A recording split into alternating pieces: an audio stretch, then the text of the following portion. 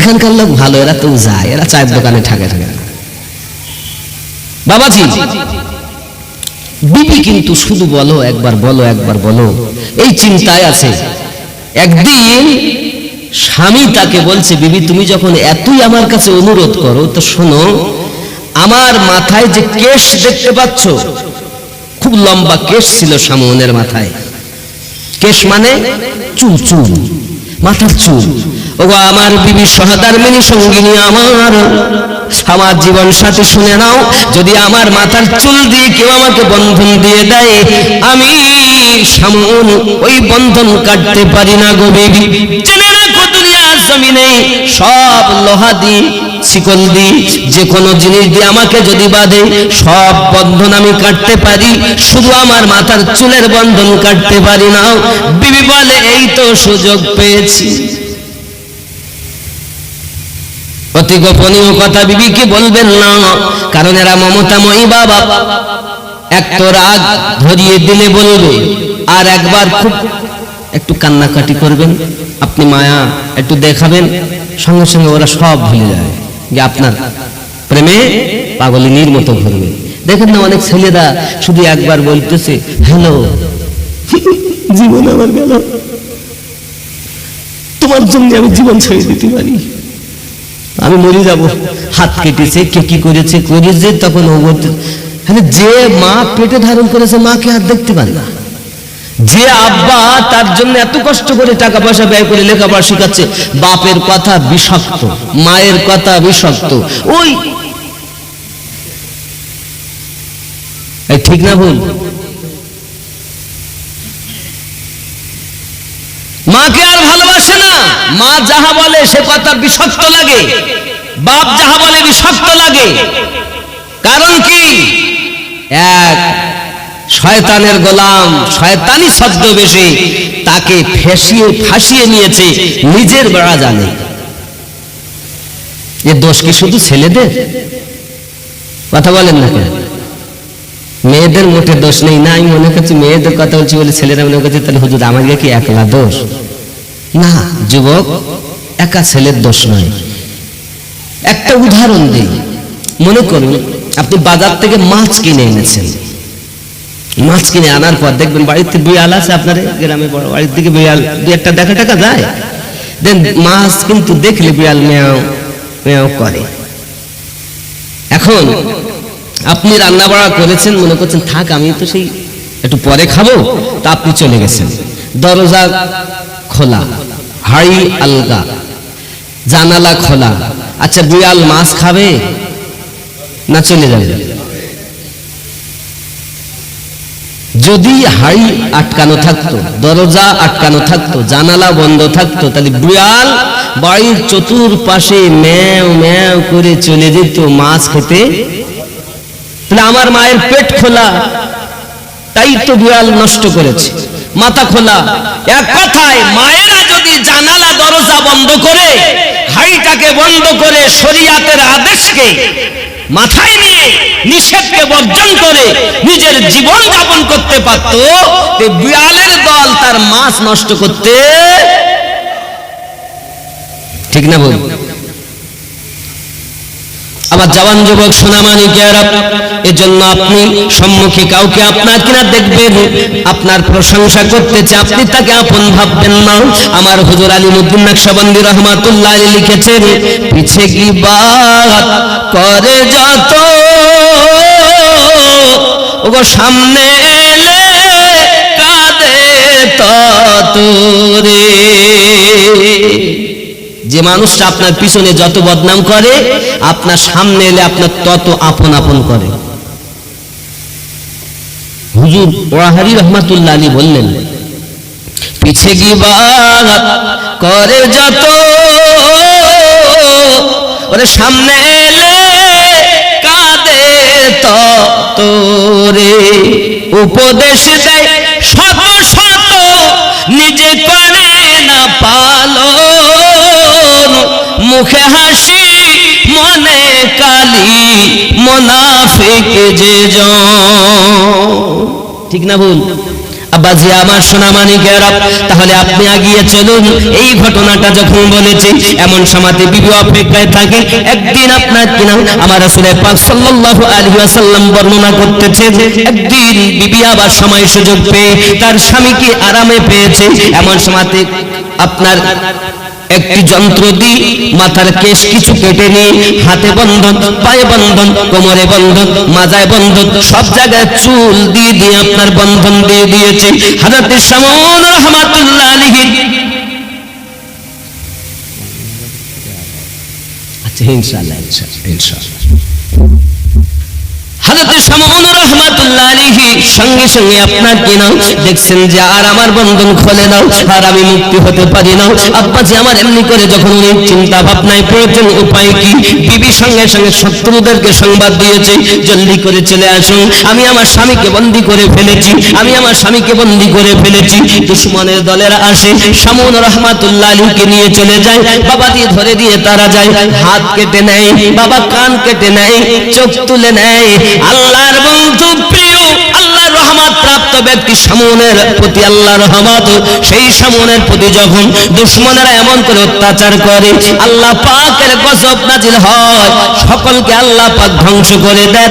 বাবাজি বিবি ধ্বংস হয়, দুশমন ধ্বংস হয়। এই সোনা মানিকেরা আবার তারা শামউনকে পৃথিবী থেকে শেষ করে দিয়েছে, আল্লাহ তাদেরকেও শেষ করে দিয়েছে।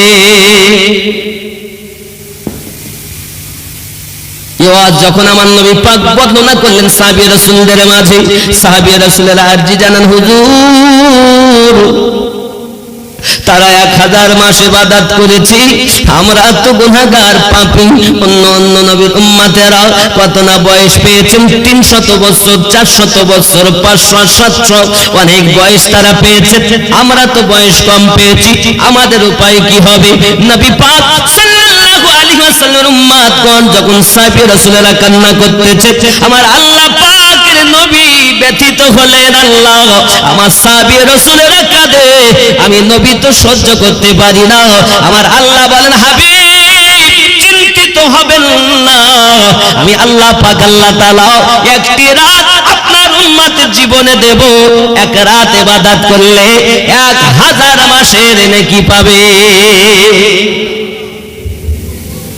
সূরা কদর নাযিল হয়েছে, তারপর জোরে বলুন না, আরো জোরে বলুন না, নূরে মুহাম্মদ রাসূল আরবি নায়েবে পরওয়ার, জিবরাইল চুমে যার দরবার। জোরে বল, কে চুমা দেয়? জিবরাইল আলাইহিস সালাম।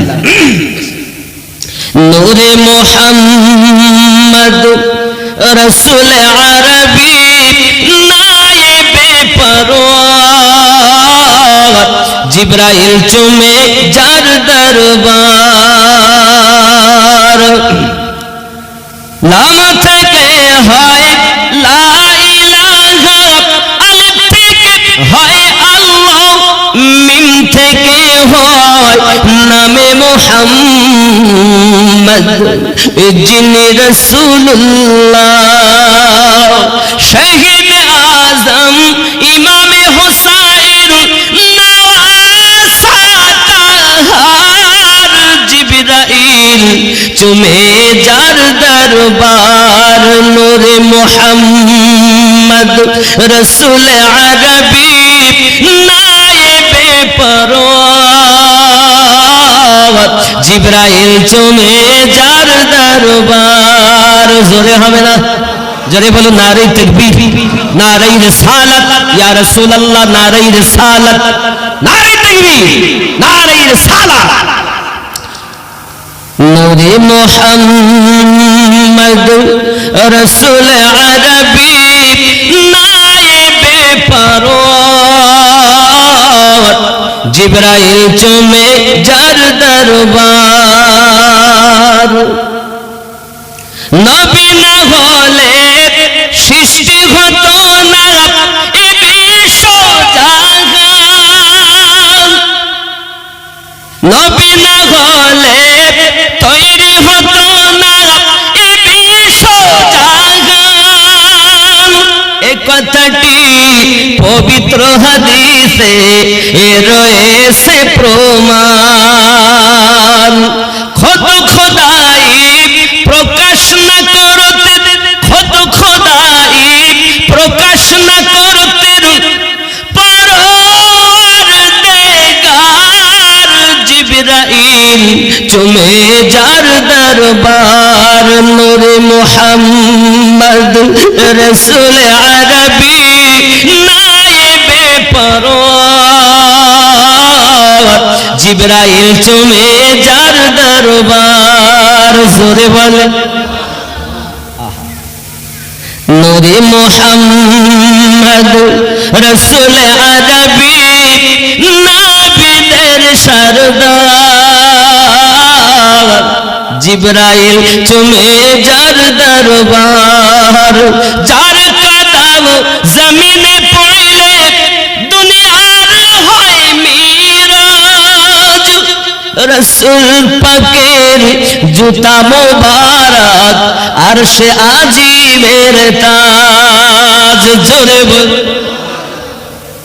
যার কদম জমিনে পড়লে দুনিয়ার হয় মিরাজ, রসুল পাকের জুতা মোবারক আরশে আজিমের তাজ। সেই নবীর রওজা দেখিলে হবে জান্নাতের হকদার, জিবরাইল চুমে যার দরবার। নূরে মুহাম্মদ রসুল আরবি নায়েবে পরওয়ার, জিবরাইল চুমে যার দরবার। আল্লাহুম্মা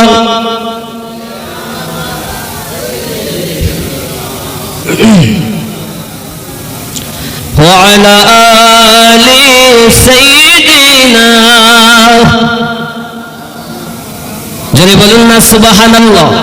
আমার আল্লাহ পাক রব্বুল ইজ্জত কোরআন মাজিদের মধ্যে বলেন বিসমিল্লাহির রহমানির রহিম, ইন্না আরসালনাহু ফি লাইলাতিল কদর, নিশ্চয় আমি কোরআন অবতীর্ণ করেছি লাইলাতুল কদরের রাত্রে। কোথা থেকে? লোহে মাহফুজ থেকে প্রথম আসমানে কোরআন অবতীর্ণ হয়েছে। জোরে বলুন কোরআনের বাড়ি কোথায়? আমিনুদ্দিনের বাড়ি কোথায়? বলছি মহিষপুকুর, হাসনাবাদ থানা, উত্তর 24 পরগনা। কত বলেছেন? ঠিক একজন মানুষকে জিজ্ঞাসা করলে যেমন তার নাম ঠিকানা বলে, কোরআন মাজিদকে জিজ্ঞাসা করলে তার নাম ঠিকানা বলে।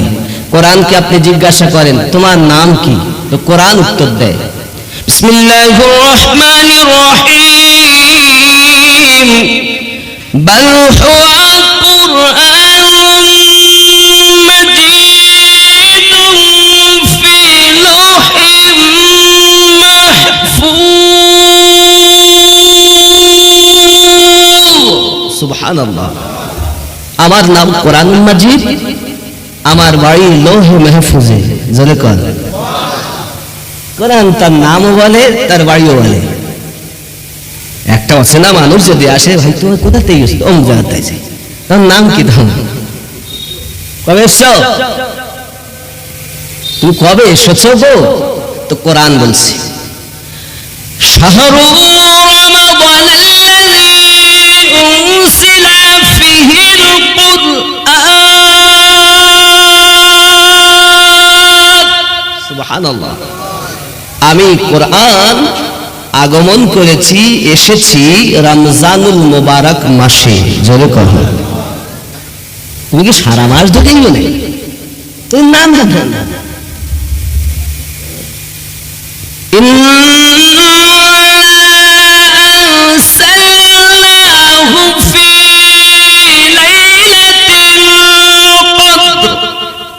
নিশ্চয় আমি লাইলাতুল কদরের রাত্রিতে এসেছি। জেনে বলুন তো লোহে মেহফুজ থেকে লাইলাতুল কদরের রাতে কোরআন এসেছে, আর ওখান থেকে যখন যেমন প্রয়োজন হয়েছে 23টা বছর ধরে আল্লাহ আমাদের নবীর প্রতি অবতীর্ণ করেছেন। আরো জোরে বলুন। আবার বলা হচ্ছে লাইলাতুল কদরি খায়রুম মিন আলফি শাহর। যখন কোরআনকে জিজ্ঞাসা করে তুমি কবে এসেছো, তো বলছে আমি কদরের রাত্রে এসেছি, লাইলাতুল কদর। ওমা আদরাকা মা লাইলাতুল কদর, তোমরা কি জানো লাইলাতুল কদর কি? লাইলাতুল কদরি খায়রুম মিন আলফি শাহর, এক রাত্র 1000 মাসের থেকে উত্তম। জোরে বলুন, আরো জোরে বলুন। তাহলে বোঝা গেল নবী দোজাহা সাল্লাল্লাহু আলাইহি ওয়াসাল্লাম গমগীন, কারণ উম্মতের বেদনা দেখে শুনে সব থেকে বেশি কষ্ট পায় কে? নবী।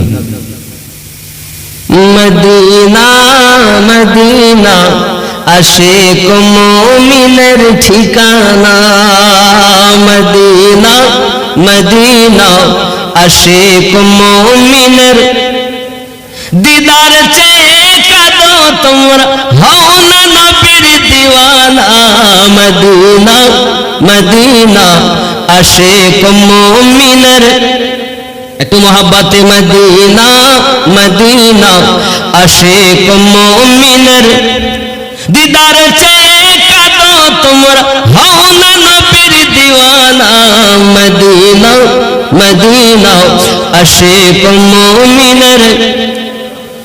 জালালউদ্দিন সিউতি 75 বার দেখল নবীজি, এতবার দেখার পরে তৃপ্তি তাগার হলো না, মদিনা মদিনা আশিক মুমিনের ঠিকানা।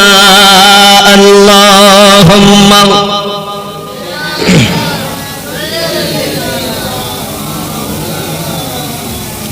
وعلى آل سيدنا। আব্বাজি আমার সোনা মানিকেরা, তাহলে বোঝা গেল রব্বে করিম আমাদেরকে উপহার দিয়েছে লাইলাতুল কদরের রাত। বাবা আমার রমজানুল মুবারক মাসে আপনি তলাশ করুন, কেমন ভাবে তলাশ করবেন? হে বাবাজি আমার, 21, 23, 25, 27, 29 তোমরা খোঁজো, খুঁজে আল্লাহর ইবাদত বান্দাগি করো।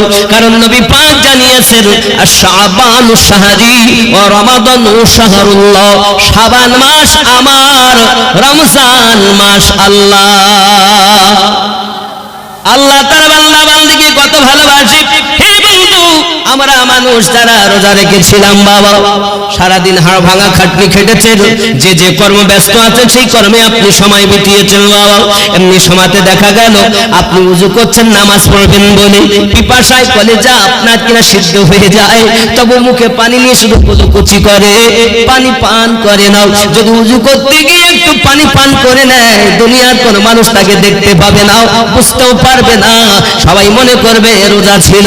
কিন্তু আল্লাহর বান্দা বান্দি আল্লাহকে কত ভালোবাসে, পানি গালে দেয়, কুলকুচি করে কুল্লি করে ফেলে দেয়, পানি পান করে নাও। আমার আল্লাহ পাক আল্লাহ তাআলা ফেরেশতাদেরকে ডেকে বলেন, ও ফেরেশতারা, তোমরা তো বলেছিলে আদম জাত সৃষ্টি করতে হবে না, আমি আল্লাহ বলেছিলাম ইন্নী আলামু মা লা তা'লামুন, আমি আল্লাহ যাহা জানি তোমরা তাহা জানো না।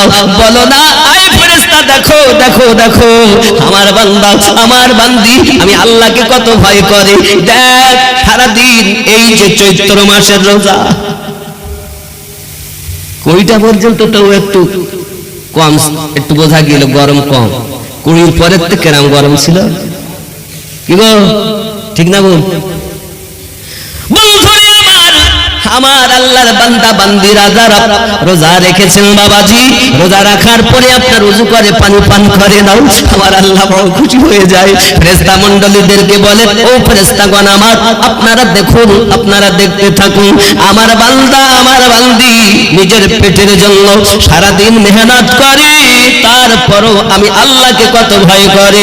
ফেরেশতারা বলো আমার বান্দা কি আমাকে দেখেছে? না আল্লাহ দেখি নাই। আমার বান্দি আমাকে দেখেছে? না আল্লাহ দেখি নাই।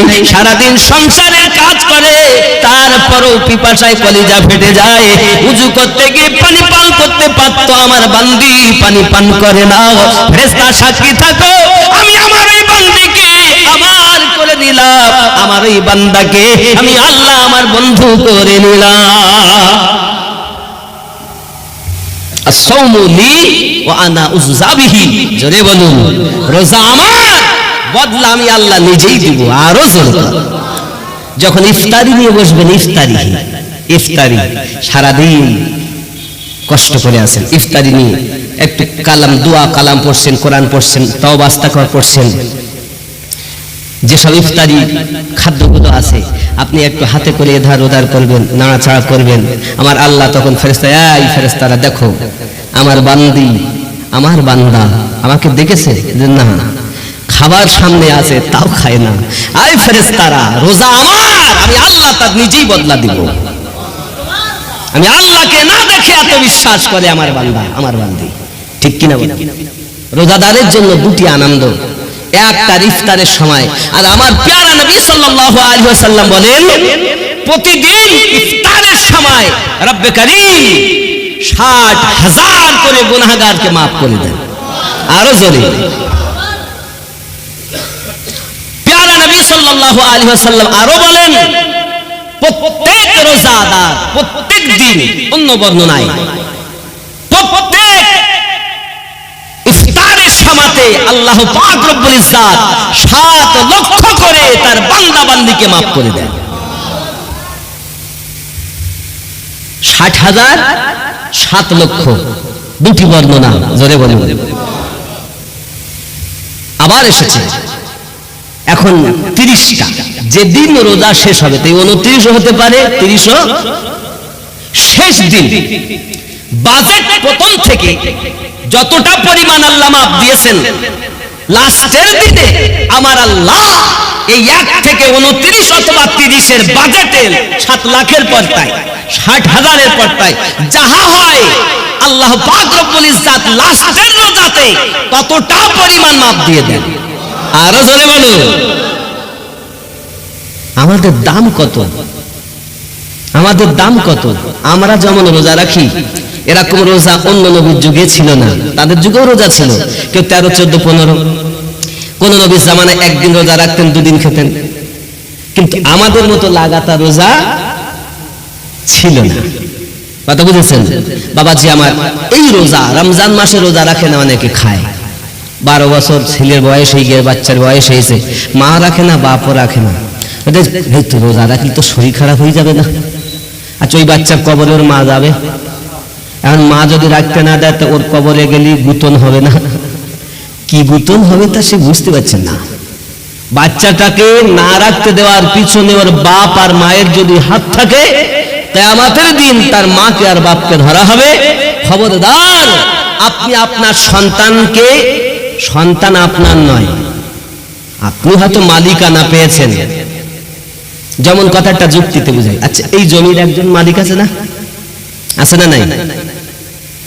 এই জমির মালিক আছে, আর এই জমি মনে করেন এই সমস্ত দুনিয়ার জমিনের মালিককে, হাকিকাতে মালিক আল্লাহ, সাময়িকের জন্য মালিক আমি। আবার আপনি যদি দেখেন এই সম্পত্তির মালিক সরকার, ঠিক না? সরকার যদি ইচ্ছা করে তাহলে আমার কাছ থেকে নিতে পারে। টাকাতে তো লেখা থাকে, আপনার আমার টাকা দেখবেন লেখা থাকে, সরকার যদি চায় তো দিতে বাধ্য থাকতে হবে। আল্লাহ পাক রব্বুল ইজ্জাত বলেন আমার দুনিয়া আমি তোমাদেরকে রেখেছি, আমার সব ছেলে আমার, মেয়ে আমার, তোমাদেরকে লালন পালন করতে দিচ্ছি। সন্তানকে বাঁচিয়ে রেখেছে কে? মারবে কে? আমি যদি মনে করেন আমার 50,000 টাকা আপনাকে দিয়েছি, যে ভাই আপনি রাখুন, এখন আমানত রাখতে দিয়েছি, 6 মাস অথবা 1 বছর অথবা 5 বছর অথবা 20 বছর পর আমি এসে বললাম আমার ওই 50,000 টাকা দাও দিন, আমার ওই 50,000 টাকা দিতে গিয়ে আপনার কি দুঃখ হওয়া প্রয়োজন? আপনি টাকাগুলো লাড়াচাড়া করেছেন 20 বছর ধরে, 10 বছর ধরে, একটা মায়া থাকতে পারে, তাই বলে এ নয় যে সে দিয়েছেন বলে ছেলে মরি গেল, আমার মেয়ে মরি গেল। ছেলে কার? আল্লাহ। মেয়ে কার? আল্লাহ। তো সব যখন আল্লাহ, তা তুমি এত কাঁদো কেন? হুজুর আমি মায়ায় কাঁদি। তা মায়ায় কাঁদারা জায়গা পেলে না।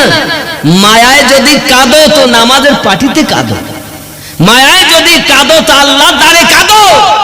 এ লোক দেখানোর জন্য কাঁদছো কেন? লোকে জানুক আমার ছেলে মরি গেছে, আমার কত মায়া। ও নিচে মায়ায় কেঁদে লাভ নেই।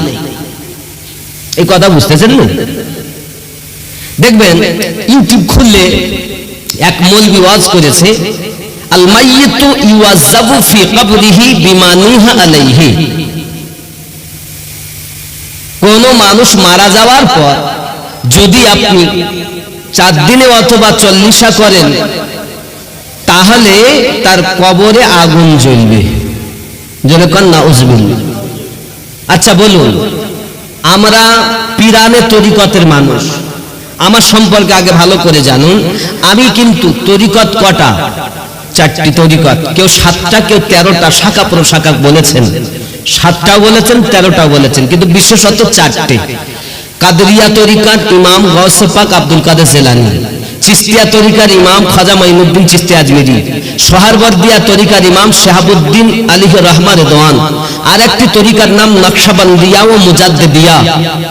একজনের নাম খাজা বাহাউদ্দিন নকশবন্দ, আর একজনের নাম মুজাদ্দিদ আল ফিসানি আলিহ রহমান রেদওয়ান। 4 তরিকার 5টি ইমাম। আমি আমিনুদ্দিন যে তরিকতে বায়াত হয়ে আছি, ওই তরিকতটার নাম হলো নকশবন্দিয়া মুজাদ্দিদিয়া। আমার তরিকার ইমামের নাম মুজাদ্দিদ আল ফিসানি রাদিয়াল্লাহু তাআলা আনহু। জোরে বলুন, আমি এই তরিকতে বায়াত। হ্যাঁ বাবা, খুব খেয়াল করবেন, এই তরিকতে আমি বায়াত। আমার পীরের বাড়ি বাংলাদেশে। আমরা পিরানে তরিকতের মানুষ, আমরা মিলাদ করি না। হ্যাঁ কথা বলেন না কেন? মানুষ মরে গেলে 4 দিনে 40 এমন পারো কথা হিসাবে আমরা করি কিনা? ওরা বলছে করলি আগুন জ্বলবে। মানুষ মারা যাওয়ার পরে কেউ যদি দাওয়াতের ব্যবস্থা করে তাহলে কবরে আগুন জ্বলবে। দলিল বুখারী শরীফে আছে, আল মাইয়িতু ইউআযাবু ফি কবরিহি বিমা নিহা আলাইহি।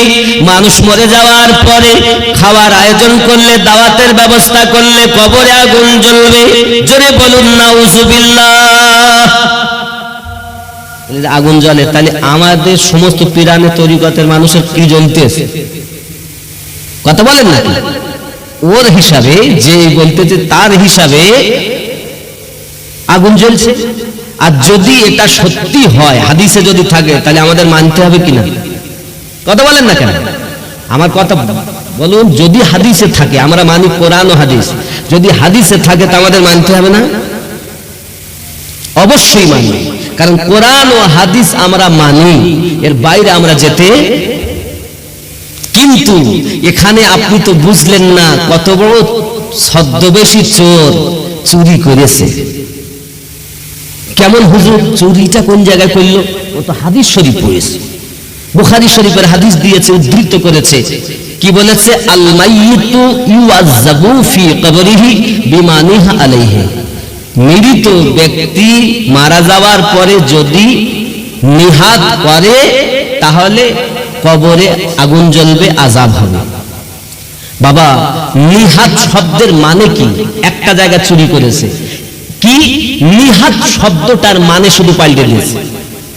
কি নিহাত শব্দের মানে, যদি আমার কথা আপনার বুঝতে অসুবিধা হয়, যতটা ডিকশনারি শব্দের মানে, অক্ষরের মানে, তাকে ডিকশনারি বলে। আরবিতে আমরা লোগাত বলি।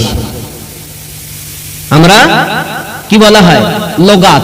আর সাধারণত আমরা প্রায় সবাই জানি, যারা আমরা মাদ্রাসা না পড়লেও আমরা জানি ডিকশনারি।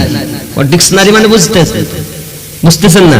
আপনি খুলে দেখুন, যদি নিহাত শব্দের মানে জিয়াফত হয়, দাওয়াত হয়, তাহলে কখনো আমরা মানুষ মরে গেলে আর দাওয়াত করব না। আর যদি নিহাত মানে দাওয়াত না হয়, অন্য কিছু হয়, তাহলে তো মানুষ মরে যাওয়ার পরে দোয়ার আয়োজন করা ভালো, খাওয়ার আয়োজন করা তো ভালো। আপনি খুলে দেখবেন, আমার সঙ্গে যদি না মেলে আমার কথার সঙ্গে, আপনি আমাকে ধরবেন। কথা বুঝতে পারেননি কি সেটা? নিহাত মানে ও যে জিনিসটা বলেছে যে দাওয়াত করা যাবে না, আসলে ওখানে ওটা নয়। আল্লাহ রাসূল সাল্লাল্লাহু আলাইহি সাল্লাম বলেন, আল মাইয়িতু ইউযাবু ফি কবরিহি বিমা নিহা আলাইহি। এই নিহা মানে জিয়াফত, দাওয়াত, নেমন্তন্ন নয়। নিহাত মানে হলো বিলাপ করা। হুজুর বিলাপ করা কারে বলে? মনে করুন কারো ছেলে মারা গেল, অনেকে কপাল পিটে, ওরে আমার মেয়ে মরে গেল। আরে বাবা, আমার চোখে দেখা অনেক জায়গায় আছে, অনেক মেয়ে, অনেক মা মারা গেছে তো মেয়েরা, মেয়ে সন্তান মারা গেছে তো মায়েরা মাটি এর নাম হলো বিলাপ করা। এই যে বুক পিটানো, মাথা পিটানো, মাটি আছড়ানো, এইগুলো হলো আল্লাহর হাবিব সাল্লাল্লাহু আলাইহি ওয়াসাল্লাম জানাতে চেয়েছেন, কেউ যদি মারা যায়, এই মারা যাওয়ার পরে যদি কেউ বিলাপ করে, তাহলে তার কবরে আগুন জ্বলবে, আযাব হবে। ও গো বাবা, ছদ্মবেশী বলবি, তুমি বিলাপটাকে জিয়াফতে নিয়ে এসেছো, আর এনে সমাজের মধ্যে গন্ডগোল পাকিয়ে দিয়েছো। আমরা যারা ভোলা ভালা সাধারণ মানুষ, এরা কোরআন হাদিস বোঝে না, এরা জানে হুজুর বুঝি সবই ঠিক বলতেছে, কিন্তু হুজুর যে এরকম গিরগেটি মার্কা ছদ্মবেশী, কি করে চিনবো বাবা? তাই আমি বলি, সাধারণ মানুষের দোষ নাই, দোষ হলো আমার মতো বক্তাদের, আমার মতো বক্তাদের। আমরা যারা পিরানে তরিকাতের মানুষ, আমরা যে নিয়মে চলে আসতেছি, আজকেই যে বলতো সব ভুল করি, কি ওরাই ঠিক করতে, যেরকম নাউজুবিল্লাহ। তবে আমি আপনাদেরকে বলে যাই, আজ আমার কথা মাথায় রাখুন, একটাই পথ, আমি যতটা গবেষণা করে দেখেছি, কোরআন হাদিস রিসার্চ করে দেখেছি, তাতে একটাই পথ পেয়েছি, আল্লাহ, আল্লাহ রাসূল, সাহাবায়ে কেরাম, আলে পাক, তাবে তাবিঈন, ইমামিন, ওলিঈন, এই পথটাই জান্নাতি পথ। আরো জোরে বলেন। এই জন্য আমি বলি, আল্লাহর ওলি ছাড়া নবী পাবি না রে দিওয়ানা, আল্লাহর ওলি ছাড়া নবী পাবি না, আল্লাহর নবী ছাড়া খোদা পাবি না রে দিওয়ানা, আল্লাহর নবী ছাড়া খোদা পাবি না।